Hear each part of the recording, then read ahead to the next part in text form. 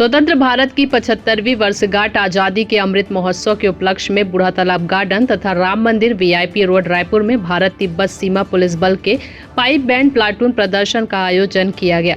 इस अवसर पर मुख्य अतिथि गंभीर सिंह चौहान, उप महानिरीक्षक केंद्रीय सीमांत मुख्यालय तथा कई गणमान्य अतिथि उपस्थित थे।